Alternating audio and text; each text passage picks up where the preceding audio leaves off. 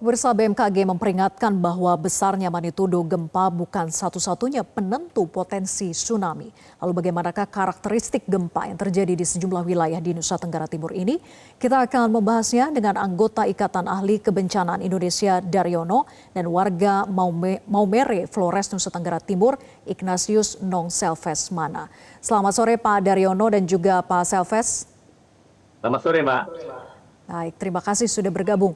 Saya ke Pak Daryono dulu. Pak, gempa dengan magnitudo 7,7 yang terjadi di Nusa Tenggara Timur ini menjadi pengingat kawasan Nusa Tenggara Timur ini berada dalam zona tektonik aktif. Bisa dijelaskan lebih jauh bagaimana karakteristik sesar aktif yang ada di sana?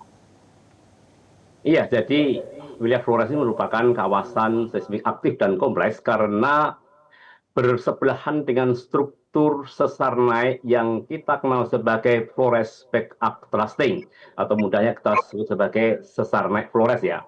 Sesar ini memiliki struktur yang sangat panjang dari utara Bali sampai Wetar dan ini semuanya berada di utara busur kepulauan Bali, Lombok, Nusa Tenggara dan berakhir di Wetar.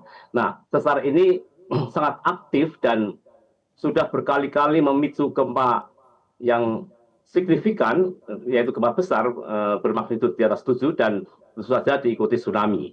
Nah, kawasan ini tentunya ke depan tetap akan menjadi sebuah kawasan yang rawan kepada tsunami karena ini merupakan ancaman yang permanen sehingga mitigasi gempa dan tsunami harus diperkuat di busur kepulauan ini. Dengan peringatan yang sudah dicabut, apa yang biasanya menjadi indikator bahwa gempa susulan dengan skala yang lebih besar itu tidak akan kembali terjadi?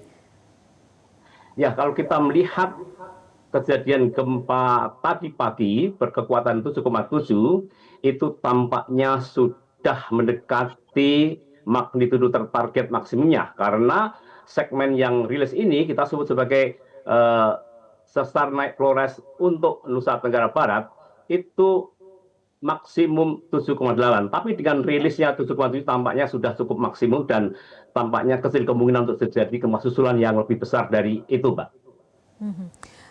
Pak Daryono, dengan sesar naik Flores ini, apakah benar sesar ini memanjang hingga Sumbawa, Lombok, Bali, dan ini juga menjadi pemicu yang sama saat gempa Flores 92 dan juga gempa Lombok di tahun 2018 silam? Iya, benar sekali. Bahwa gempa ini memiliki struktur yang sangat panjang dari utara Bali sampai Wetar.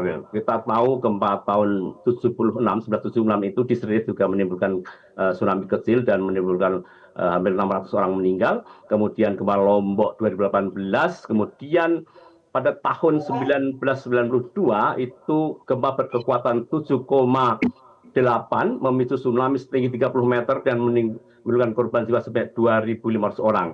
Dan kita patut disyukuri gempa tadi tidak menimbulkan tsunami yang signifikan, artinya hanya tsunami minor, dan itu menjadikan kita tidak menghadapi sebuah kejadian korban jiwa yang cukup besar. Jelajahi cara baru mendapatkan informasi. Download Metro TV Extend sekarang.